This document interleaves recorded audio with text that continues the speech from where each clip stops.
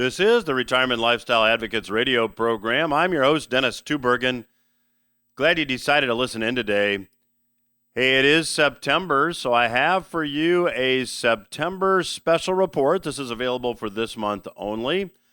The report is titled, Can You Profit from the Recently Passed Inflation Reduction Act? And when you do request this report, you'll also get some bonus information on my revenue sourcing planning process. If you are a new listener, the revenue sourcing planning process is designed to help you manage your assets successfully in today's difficult economy. So when you request the report for September, Can You Profit from the Recently Passed Inflation Reduction Act? You'll also get some information on the revenue sourcing planning process.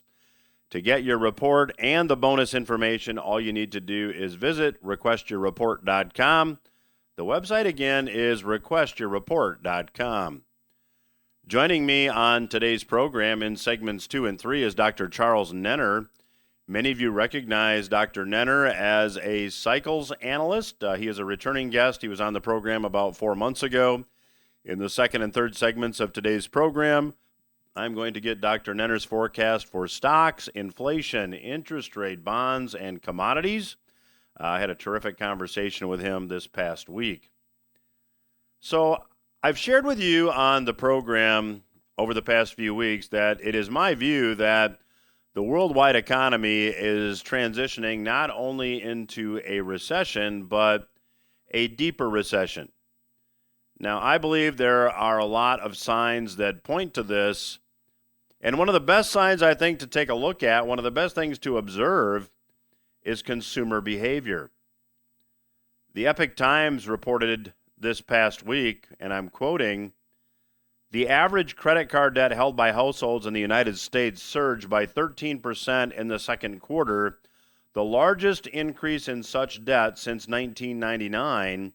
That's according to an August 30 report from the Federal Reserve Bank of New York. So here we have the Federal Reserve Bank of New York reporting that credit card debt held by households in the United States is increasing at a rate not seen in 23 years. Now, why do you think that is? Do you think it could be that consumers are increasingly relying on credit cards to pay their bills? I think that's exactly what it's telling us, because we have now inflation at the highest rate that we've had in 40 years. Now, when you look at credit card balances, the Epoch Times also reported in the same article that credit card balances increased by $46 billion from last year. That made credit card debt the second biggest source of overall debt last quarter.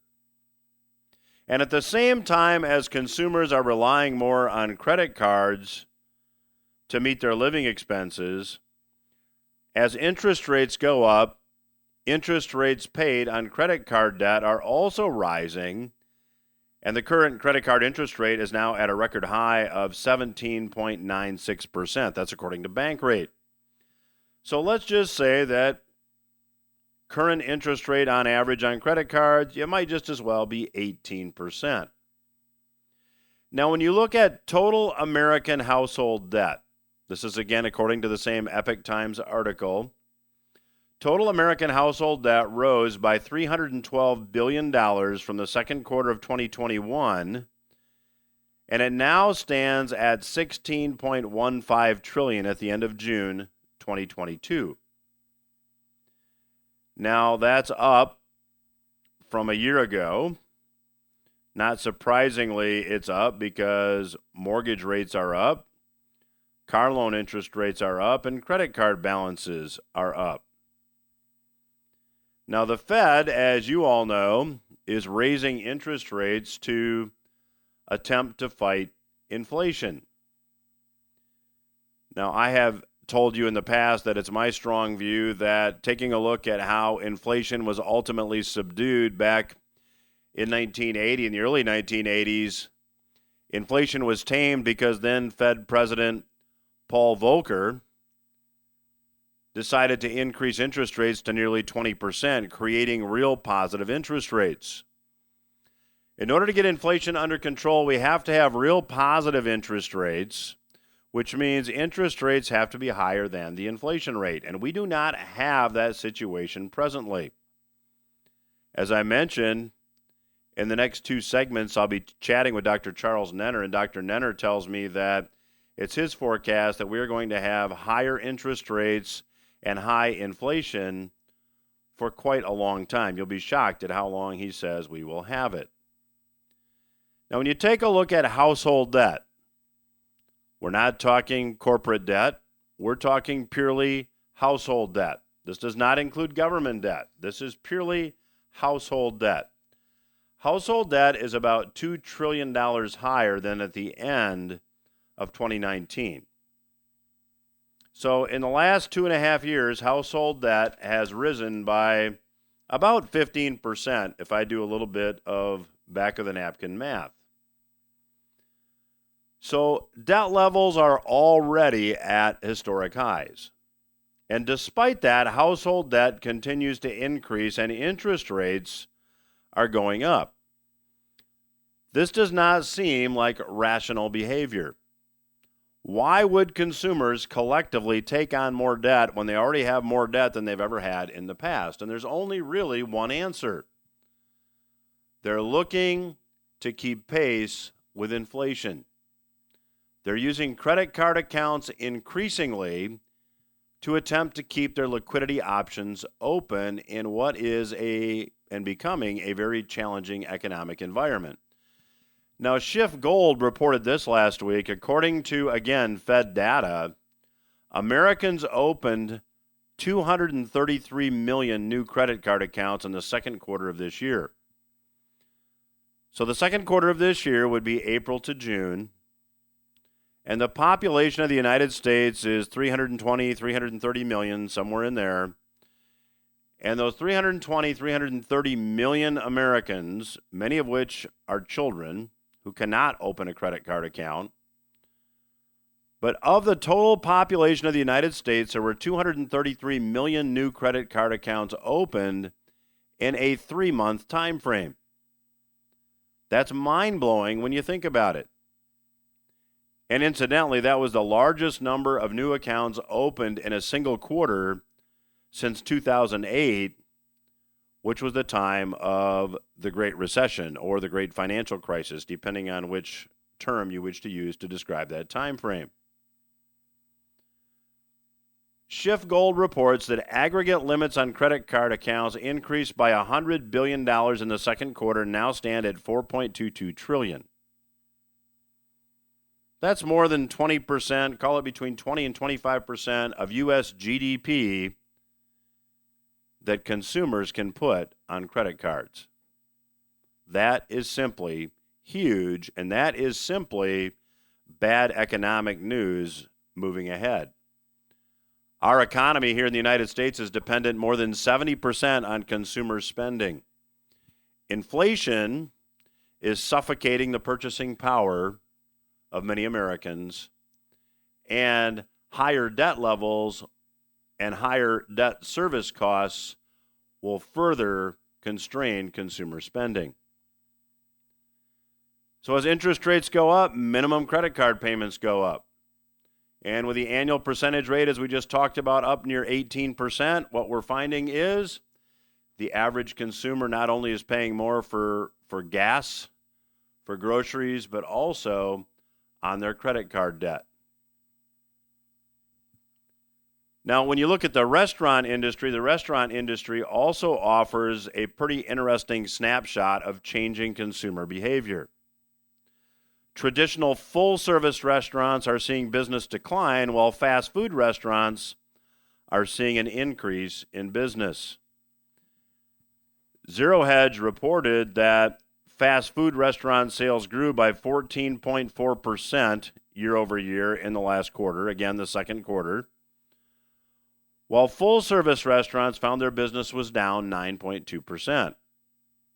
Fast food sales up 14.4%. Other restaurants, full-service restaurants, the business down 9.2%. So when you think about the number of sales that are being taken away from full-service restaurants and being added to fast food restaurants, it tells you that consumers are feeling the pinch.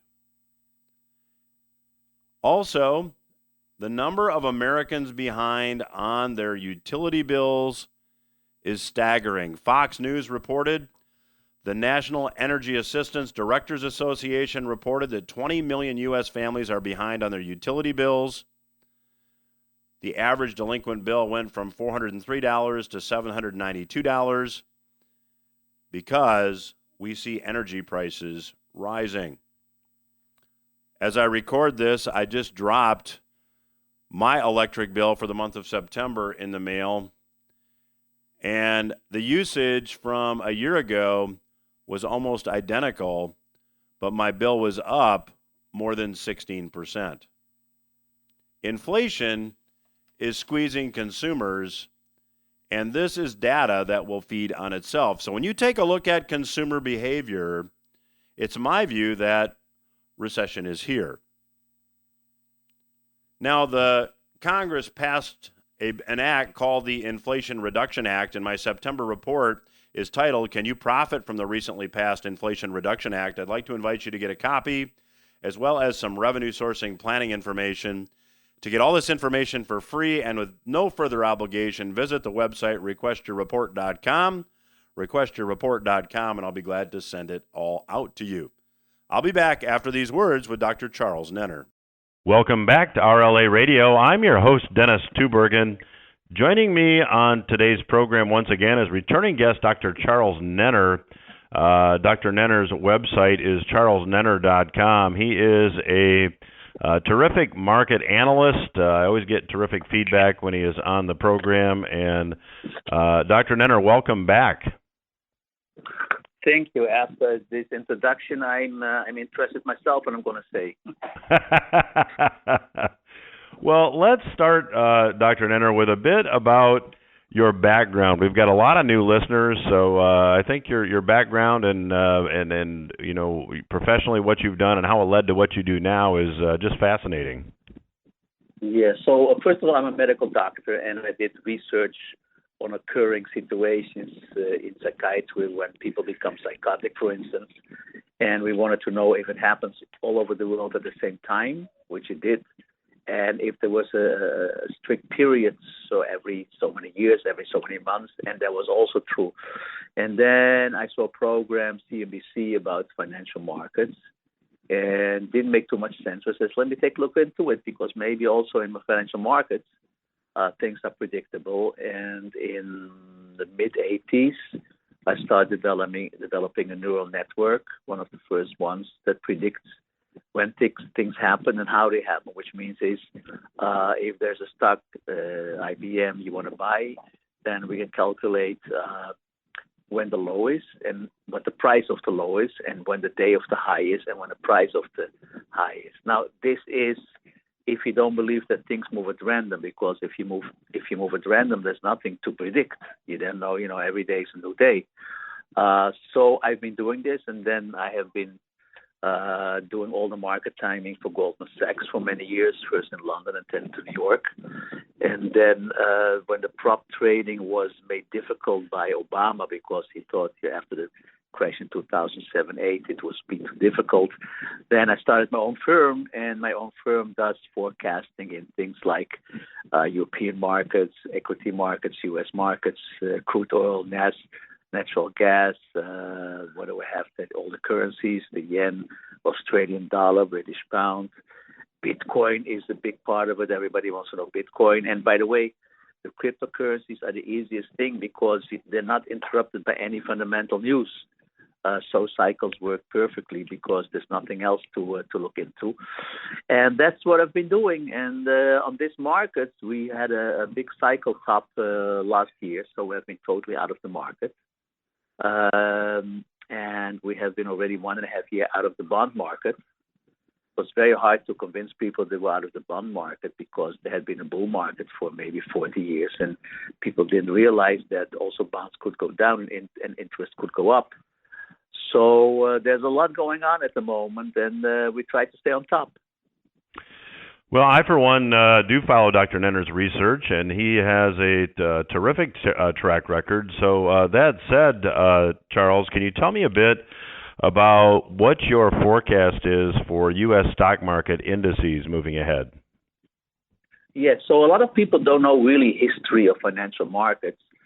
So we're getting closer to a tradable low in the October period. And I am telling people this is normal in the bear market. You get a lot of bounces of 15, 16, 17%, but it doesn't mean the bear market is over. So if you don't know how to trade, don't get lured into it because it's going lower. And we're going to have a low in the bond market finally in a couple of weeks. And finally, we're going to have an interesting low that we're waiting for in gold and silver. So there's a lot to do in October, November period. Well, Dr. Nenner, when you look at what's happened so far this year, I mean, the metals are down, the stock market's down, bonds are down. Historically speaking, those asset classes don't always tend to be correlated as closely as they've been this year. What's behind that in your view? Well, as I always say, I'm a medical doctor. I taught myself fundamentals, but people at Goldman Sachs were always better in fundamentals, and I was better in market timing. And I concentrate on what happens and when it happens. To give you an example, most people know about the black swan theory. The writer wrote that there's going to be a crisis, but we don't know exactly what's going to create a crisis. And for years I said, let's not concentrate on why the crisis happened. Let's just concentrate on when the crisis happens. And later, we tell our children why it happens. So I'm only concentrating on what happens. And I don't even know if the correlations that they make are correct or not. I don't know what they say about inflation because we have the cycle of inflation going up. I don't want to worry you for the next 30 years. And one time it is going to be crude oil, and one time it's going to be Ukraine, and one time it's going to be Biden, and one time it's going to be something else. That's the same thing as a market that goes up, a stock market. One time it's this excuse, and then it's that excuse. And I just found from '94 something that I kept. And if you want to let me read it, then it explains what I think about fundamental analysis. You have can I do it for a second? Please. I think the listeners would love to hear that. Okay, there's a guy sitting reading the newspapers, and that is from Barron's. And it says an increase in intended rates by the Federal Reserve Board today sent the stock market down. But then the hope that this would lead to unsustainable economic growth, moved the market back up until the realization that higher interest rates could still stop the recovery, and it moved down again before it ultimately rose on expectations that the sluggish economy would cause the Federal Reserve Board to lower interest rates. So that's the nonsense that people write. During the day, there's 5-6 different interpretations. And the interesting thing is, based on the cycle, which are psychological cycles, you can predict what the interpretation is. Let me give you one last example. Let's say you and I buy IBM at 100, and IBM goes to 150, and IBM comes out with a great number. And so people buy IBM, and the Wall Street Journal will say, well, people pour it into IBM because they're doing great. And what if the cycles are down? Then IBM is to go down. So the same number comes out, the same quarterly result is great. And now IBM goes down. And what does the Wall Street Journal write? People took profit because they don't think IBM can do better next year. So this is important to know that the fact is not so important. The interpretation of the fact is more important. So if people say, how do you know what's going to happen? Most of the time we don't know, but we know what the interpretation is of what's going to happen. So, Charles, before we get off the topic of stocks, do you have an ultimate forecast for stocks? Do you see the bear market continuing a lot lower? Yes, a lot lower. I think we can go at least to 50,000 on Dow Jones. I think we're in for a very bad situation. I don't want to be too negative, but it gets close to the 30s. Everything lines up, the social unrest and the coming of a major war, and all kinds of reasons why it looks like the 30s, and I think it's people are not ready for a major situation. For now, a lot of money is left on the table by people who did not sell the bonds. There's still people who didn't sell the stocks. People are trying to buy every bounce in gold without knowing any market timing, and they're in very bad shape. So you made a comment earlier in this segment that I'd like to get you to expand on, please. You said something about inflation continuing, and I thought you said for another 2 or 3 years. Is that your forecast? No. I said interest rates going high and inflation for the next 30 years. 30 years? Yes, I sent all my clients before it started. There's a 35-year cycle of inflation and interest rates. And as you know, in the mid-'80s, inflation came down and the cycle was down. And people didn't understand why is the inflation continuing to be low. So once they got used to it, the cycle bottomed and now it's shooting up again. And it's just having a small pullback, but inflation is going to be high for a long time and interest rates are going to be higher. Talk long term. For a long-term period, it's going back to where it was in the 80s, like 16, 17, 18% interest rates. So when you say inflation is going to be high for a long time, and you're talking decades, does inflation continue at these levels, or do you see a hyperinflationary situation emerging? Well, it goes with the cycles. Right now, it's going to be, you will see it's going to be a little bit stable, a bit lower for the next couple of months, and then next year is going to pick up again. And, things goes in waves. But if you look backwards, if we're 20 years older from now, then you see that inflation was just going up and up and up. Well, I'm chatting today with Dr. Charles Nenner. The website is charlesnenner.com. I would encourage you to check it out. And Dr. Nenner, you also offer any listener 30 days of your service for free. Would you like to do a brief commercial here as we reach the end of this segment? Should I do a commercial? I don't like to do a commercial, but I can tell you one thing. You can check our track record. We're up 160% this year. And just investing, not trading options or whatever, so not hedging, whatever. So being up 160% is pretty good when everybody's losing a lot of money, and we always have very good years. And I don't really like to do it. I like to people just to look at my research because it's a theory that I want to bring out in the world. That's more important to me because we can get a much better world if people understand how things work, function really, instead of listening to so-called pundits who have an interpretation why things move the way they move. Well, my guest today again is Dr. Charles Nenner. The website is charlesnenner.com. I'll continue my conversation with Dr. Nenner when RLA Radio returns. Stay with us. I'm Dennis Tubbergen. You are listening to RLA Radio. My guest on today's program is Dr. Charles Nenner. He is the founder of the Charles Nenner Research Center. You can learn more about his work at charlesnenner.com. And Dr. Nenner, as we kind of come into the second segment for those listeners who are maybe just joining us, you have forecast that stocks are going to go a lot lower, and we're going to have inflation for a long time. We're going to also have rising interest rates for a long time. Looking at this from a fundamental perspective, there's a lot of talk about the Fed pivoting. In other words, the Fed reversing course because of a weakening economy. Sounds like your cycle research would disagree with that assessment. Well, like I said, we're having a tradable low in a couple of weeks, which is definitely going to cover the shorts and go long. But that just is a tradable low in the long term.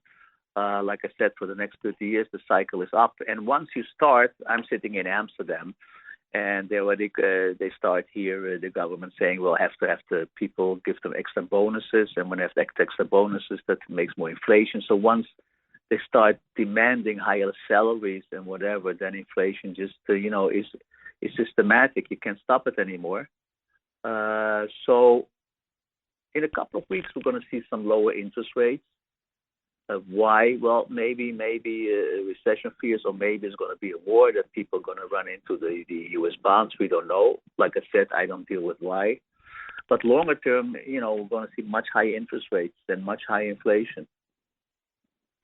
So when you take a look at and we look at inflation, one of the sectors that's really been adversely affected by inflation for a number of reasons is the energy sector.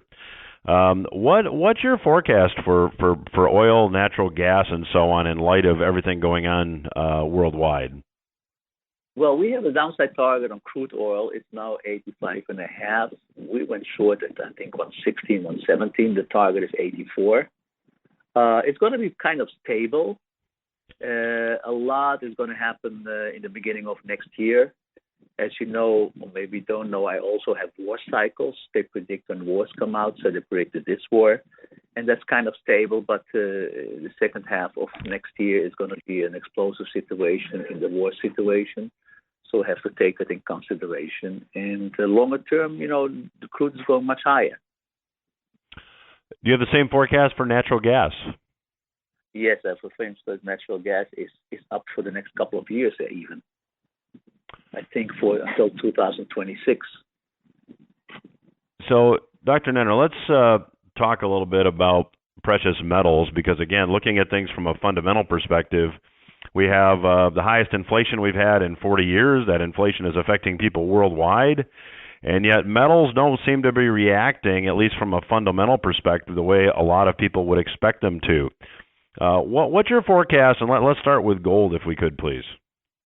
I also find it amazing that they're not reacting, but the cycle is down until the 30th of November. So we're not going to have a rally before the 30th of November.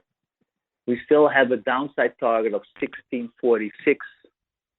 We can reach that on the December gold. And the bull market should continue later in this year. So do you have an upside target for gold? Yeah, I have a target of 2,500 all the time. And do you see that by next year sometime? That's hard to say. Here the cycles are also up for many years. So what I write is if we get through 2,500, we can go much higher. But the long-term cycle is up until 2027. We just have to wait until the cycle's bottom, and that will take until later November, and then the whole thing starts going up. And talk now, if you would, please, about silver. Is that going to be correlated with gold, and how will silver perform relative to gold? Well, silver has the same cycle. It's a good question how it's going to perform. I'm not sure. I have to look at the gold-silver ratio, and since we're not long anyway, we're short in silver and gold, so I didn't look at it yet because I can almost not keep up with everything that's going. As you know, we also do the grains, we do lumber. There's so much going on. So I don't really know what the gold-silver ratio is going to do. But usually, people are getting very tired of trying to hit a bottom in gold and silver. And once the bottom is there, it's usually the insiders who buy. And then only halfway, the small investors come and they move silver up faster than gold. So I think the first move is going to be in gold for a while, and then silver will follow, and then outperform gold. Well, Dr. Nenner, let's just examine a bit your forecast for the grains, corn, soybeans, wheat. You also mentioned lumber. In keeping with your forecast that inflation will be here long term, are you bullish on all those commodities as well? Yes, we're bullish. Soon the cycles are turning up again, and then the bull market will continue. And then don't forget also live cattle didn't do much, but if the grains and the food for cattle goes up, then with the lag period also live cattle goes up very strongly. So we're not out of the woods yet. So let's talk about how currencies perform. Again, if you're forecasting a bull market in commodities, gold and silver, that would seem to mean that you're maybe bearish on the dollar and euro. And can you explore that a bit for the listeners? Yeah, for a long time we're bullish, and we continue to be bullish on the dollar, and we have an upside price target on the dollar index of 113. When we speak now, it's about 109.5. So the cycle is still up. So at 113, probably going to take profits, and then probably they're going to be a low in the euro and some weakness in the dollar. This the whole situation in the United States. reminds of the other empires that went under. And I don't think the dollar is going to have the same role anymore in the next 10 years. I think other currencies will take over. The same happened, as you might not know, because it happened in 1700 with the Dutch guilders. And then it happened with the British pound. And it's also going to happen with the dollar when the big expansion in an economy is over. Then you have to see what is the next currency that's going to be the major currency that everybody trusts. So do you see a currency other than the dollar now, and which one may be emerging as a reserve currency alternative? Well, I hear that China, together with the BRIC countries, is preparing something. I only hear it from my clients. I haven't seen anything. So I think something is cooking. Something is coming up. It's really nobody knows anymore what to think of the United States. Things go down so fast, so soon they're not going to trust the dollar anymore. And of course, if the dollar goes down, then inflation is going to take another hike up, and we're in for a very bad situation. So that was certainly, when you mentioned the war cycle too, Charles. It just seems to me that as economic turmoil intensifies, that historically speaking, often we see the war drum start beating. So that would fit in line with your war cycle as well. Yeah, because years ago I already explained that. I think Fox or so. I said, listen, these war cycles are coming up. And I think we're going to have a major problem with Iran, because we're already in a crisis when North Korea is going to threaten to do something, but North Koreans are not afraid to die, but Iranians don't mind taking the whole world with them. And I don't know how this is going to end. I know it's going to end. It's not going to end very well. Because nobody's paying attention what's going on, and I'm politically neutral. I'm a Dutch citizen. I'm from Amsterdam, but I have no clue who's in charge in the United States. I see the president just reading from a piece of paper, and I don't know who writes the piece of paper. So we're a bit worried in Europe who's actually in charge of the biggest military power in the world. So let's finish this segment by talking about U.S. government bonds. Certainly, U.S. government bonds have had a pretty tough year, and it sounds like you see that continuing. Longer term, like again, and probably if people now sign up for 30 days, there will be in time for us to see when the bottom is, and we'll have a nice bounce. But like I said, there's a 30-year cycle, and the cycle just started to go up. So for the next 30 years, you can expect much higher interest rates. So what does that do to this $31 trillion in official debt that the United States is carrying? Doesn't that put the Federal Reserve in a position that they're going to have to create more currency just to try to keep this thing afloat? Well, if they continue to put more currency, nobody trusts the dollar anymore. It's like it did the maximum since Greenspan was there. I think they knew what was coming, and every Fed president says, "Not in my lifetime." I just try to postpone. At a certain moment, there's nothing more you can do. Usually, what happens in this situation is that if you have a country that's doing very well, people get a bit lazy, and they want everything for free. So now you have to print money. Now you have to take away loans for the students. You have to give extra checks. You have to do, I don't know what you do. So you have to come up with the money, but you don't earn that money anymore. So in the end, it's going to collapse. And that's what's going to happen. The whole thing is going to collapse. And I'm very worried that I don't hear any other voices that say exactly, what can happen. It's like people are afraid to say the truth these days. That's not going to end well. So this whole economy is going to collapse. You cannot keep printing money and having such a big deficit when the GDP is going to be negative. I don't know what they're thinking, what they're doing. Again, it sounds like a political. I'm not. I'm just that's it. So looks at the facts. But I don't hear two sides of the table. I only hear one side saying everything is going to be okay, and all the experts that want to say something are being, put away behind doors and say, okay, I'm not going to say anything anymore. Now I have the same thing, and now I put up my neck is about global warming, because the cycles in global warming, I have cycles of last 800 years.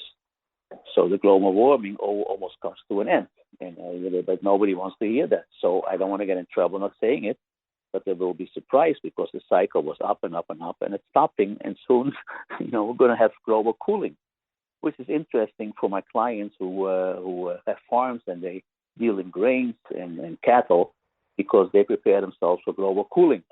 But you can't say that because it's not acceptable. So a lot of things we know, but we're not allowed to say it, and that's the end of a society usually. Well, we're going to have to leave it there. My guest today has been Dr. Charles Nenner. His website is charlesnenner.com. You can go check out his service for free for 30 days. And Dr. Nenner, thank you for joining us on today's program. Love to have you back down the road. Okay, we'll keep in touch.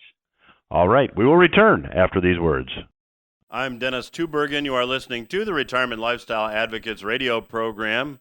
And thanks again to my special guest this week, Dr. Charles Nenner, for joining me on the program.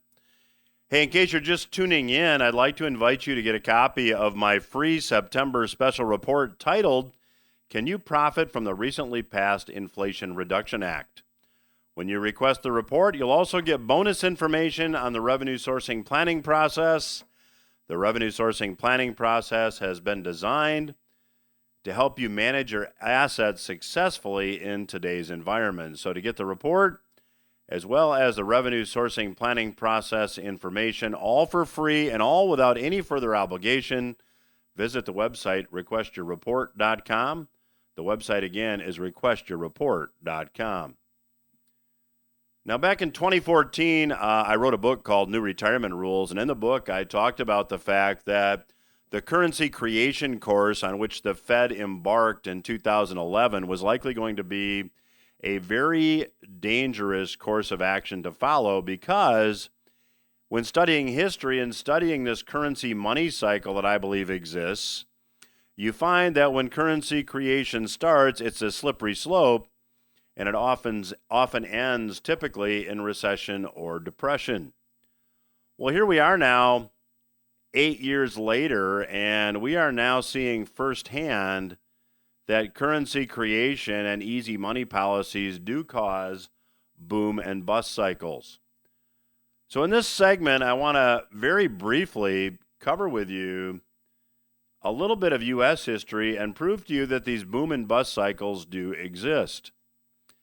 After the War of 1812, for example, the government was deeply in debt, and the politicians of the day were grappling with how to deal with the massive levels of debt that existed because of the just completed war. Now, in the early 1800s, just like today, there are only three ways for politicians to deal with deficits and accumulated debt. Way number one, they can raise taxes. Method number two, they can cut spending. Or method number three, they can create currency. Now, history teaches us that whenever the deficits or the debt gets large enough, the collective group of politicians and central bankers almost always opt for creating currency. See, creating currency leads to the illusion of prosperity for a while, but eventually and predictably, the bust comes. Currency creation leads to a prosperity illusion. It leads to a temporary boom, but it always culminates with a bust. Now, after the War of 1812, the U.S. dollar was still somewhat backed by gold, as it was after the next two instances historically of currency creation. To finish that story, once the currency creation started after the War of 1812 and a boom ensued, it all fell apart as the Panic of 1837 set in and banks failed and the country entered a deflationary time frame. The same thing happened in the 1860s when President Lincoln was deliberating as to how to fund the Civil War. Well, the politicians of the day passed a law to back the U.S. dollar with gold and silver, but now also U.S. government debt. Paper bills called greenbacks were printed, and the new law said that anyone selling anything had to accept the paper bills just like gold and silver or face punishment. Well, predictably, this currency creation led to another prosperity illusion boom. However, after the stock market boomed and real estate boomed, it all came crashing down with a long depression of 1873. In 1913, the Federal Reserve, the current central bank of the United States, was founded, and the Federal Reserve is not a government entity or agency, contrary to what some of you may be believing. It is actually a private group of bankers. Now, at the time of the founding of the Federal Reserve, the backing of the U.S. dollar by gold was back from 100% to 40%. Now, if you're a math person, you can quickly calculate that by reducing the backing of the U.S. dollar by gold from 100% down to 40%, the currency supply expanded by 250%. Well, predictably, the prosperity illusion boom materialized. We call that now the Roaring '20s. But then the Great Depression set in. Now, in all those time frames, the U.S. dollar had some link to gold, but that all ended in 1971. And since 1971, we've had a series of boom and bust cycles, with each boom and each bust getting bigger and the bust continually getting worse. We are now, in my view, starting another bust that will likely be bigger than any bust that we have seen at any point, historically speaking. So if you'd like to protect yourself, if you'd like to get some ideas to potentially protect yourself, I'd like to invite you to get my September information package, which contains information on the revenue sourcing planning process. If you're just tuning in, the revenue sourcing planning process is designed to help you manage your assets successfully in today's economy. You'll also get the September special report. This is available this month only. The report is titled, Can You Profit from the Recently Passed Inflation Reduction Act? So you'll get that report. You'll also get the revenue sourcing planning process information. It all comes to you for free. You'll get a big box of stuff in the mail. All you need to do is visit the website, requestyourreport.com, and let me know where to send all your information. Again, the website, requestyourreport.com. And if you're not taking advantage of the free resources available at retirementlifestyleadvocates.com, I'd encourage you to do that. You can listen to the podcast version of the radio program there. You can also get my weekly Portfolio Watch newsletter for free that includes market commentary and economic commentary. And you also get access to my weekly Headline Roundup newscast that occurs every Monday live at noon, but we record it, we post it there. I'll go through a lot of the headlines that you may have missed every week. And that is all, again, available at retirementlifestyleadvocates.com. That's my program for this week. I hope you got something you can use. I'll be back again next week.